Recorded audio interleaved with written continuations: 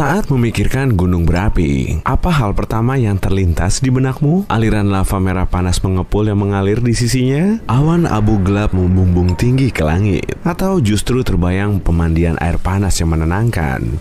Nyamannya. Pasti, kita semua membayangkan satu hal, gunung berbentuk kerucut yang menjulang di cakrawala. Tapi gunung itu bisa juga hijau dan subur seperti gunung lain. Tapi tentu, di bagian atasnya terdapat lubang raksasa, seperti celah yang menganga jauh ke bawah. Di dalam ada lava dan gas yang didorong keluar. Begitu panasnya lava, jika kamu berdiri di puncak gunung berapi dan melihat ke dalamnya, wajahmu akan terasa semerah warna batuan cair yang keluar dari sana. Letusan gunung berapi selalu memengaruhi manusia, dan yang aku maksud bukan cuma warga yang tinggal di sekitarnya. Dampaknya biasanya juga terasa dalam skala global. Pesawat tidak bisa terbang untuk beberapa saat karena selimut abu yang dilepas ke udara. Belum lagi kesulitan bernapas yang mengikuti kemudian. Karbon dioksida, sulfur dioksida, dan banyak gas beracun lainnya yang nama-namanya akan membawamu kembali ke kelas kimia saat SMA. Anehnya, sebagian besar awan yang muncul dari gunung berapi hanyalah air, yang lebih tepatnya menguap akibat suhu mendidih itu. Tapi sebelum meletus, gunung berapi melewati sejumlah tahap layaknya remaja puber. Pertama, magma yang adalah lava sebelum meletus ke permukaan dan namanya berubah, mulai bergerak di bawah gunung berapi. Pergerakan ini menyebabkan gempa bumi yang makin parah dan berbahaya seiring waktu. Kemudian, uap dan berbagai gas mulai keluar dari lubang-lubang di kerak planet. Bumi kita mirip seperti ceret teh yang hampir bersiul. Saat emisi gas dan gempa bumi kian membesar, biasanya gunung berapi akan meledakkan puncaknya. Tapi tahap pertama ini bisa memakan waktu bertahun-tahun sebelum letusan terjadi. Kemudian magma mulai menumpuk. Dengan makin banyak tekanan, cairan panas ini makin ingin keluar. Sulit untuk menyadari tahap ini terjadi jika tanpa peralatan yang tepat. Untungnya, para ilmuwan memilikinya dan mereka tidak pelit informasi.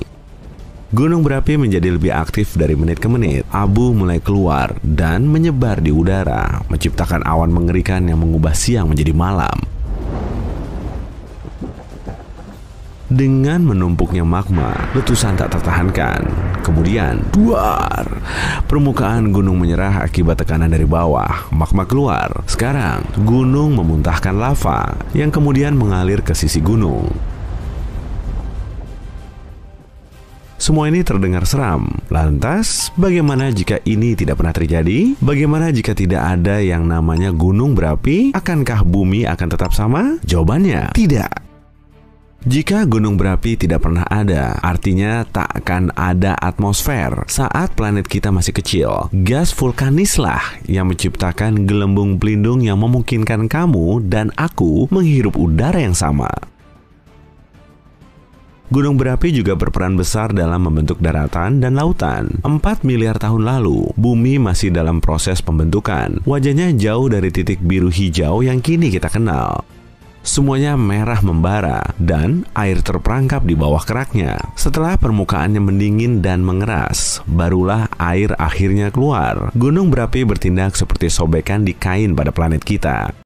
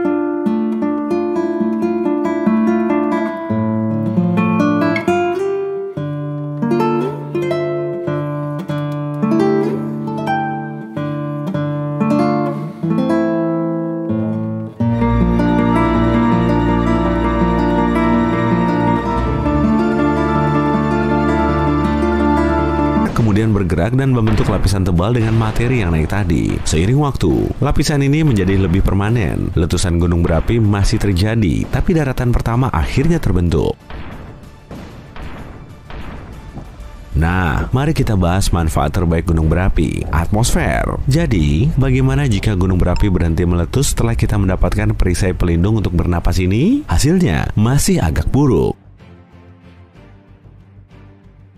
Pertama-tama, gunung berapi menciptakan tanah paling subur. Di sekitar Napoli, ada gunung Vesuvius yang terkenal. Kualitas tanah di sana sangat kaya. Itu semua berkat dua letusan gunung berapi super besar. Yang pertama terjadi 35.000 tahun lalu, dan satu lagi terjadi 12.000 tahun lalu. Memang, gunung berapi ini menyebabkan banyak kerusakan jangka pendek, tapi dalam jangka panjang, tanah ini dibuat subur olehnya. Kini, wilayah ini dipenuhi semua jenis jeruk, zaitun, anggur, ceri, dan tentunya bahan pokok mereka, tomat. Semua itu akan mustahil tanpa tanah vulkanis yang kaya. Dan sejauh ini, Napoli bukanlah contoh satu-satunya. Bakteri, yakni organisme hidup pertama, hidup di air panas. Para ilmuwan telah menemukan fosil mikroorganisme yang umurnya lebih dari 4 miliar tahun. Bakteri-bakteri itu berkembang biak subur dalam ventilasi hidrotermal, yaitu celah di dasar laut, dan biasanya berada di dekat lokasi vulkanis aktif.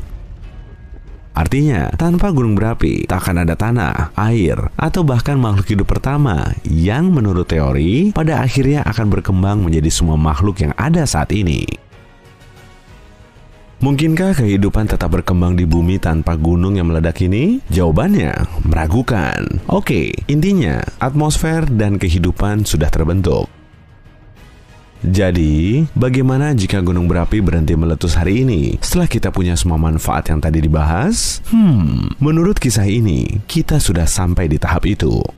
Awalnya hanya ada satu benua di bumi, Pangea. Ini adalah super benua yang dikelilingi satu super samudra besar tak terputus.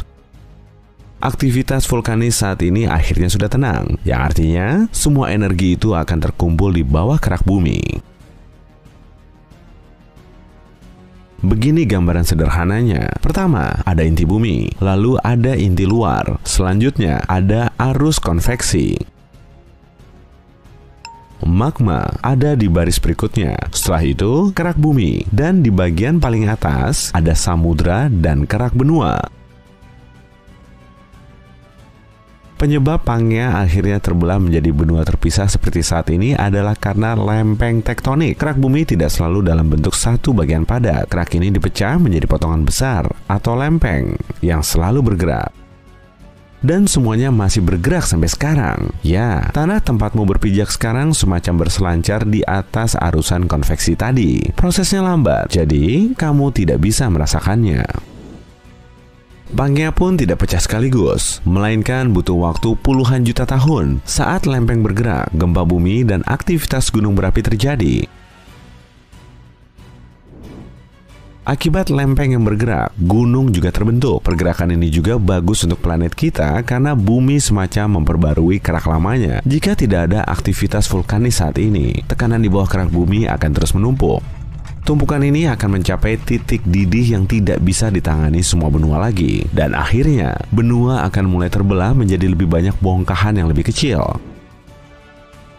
Gunung berapi masih berguna bagi warga bumi hingga saat ini. Misalnya, gunung berapi mendinginkan atmosfer. Letusannya melepaskan gas belerang. Saat bergabung dengan air di atmosfer, suhunya menurun sampai tingkat rendah agar kita bisa hidup dan bernapas.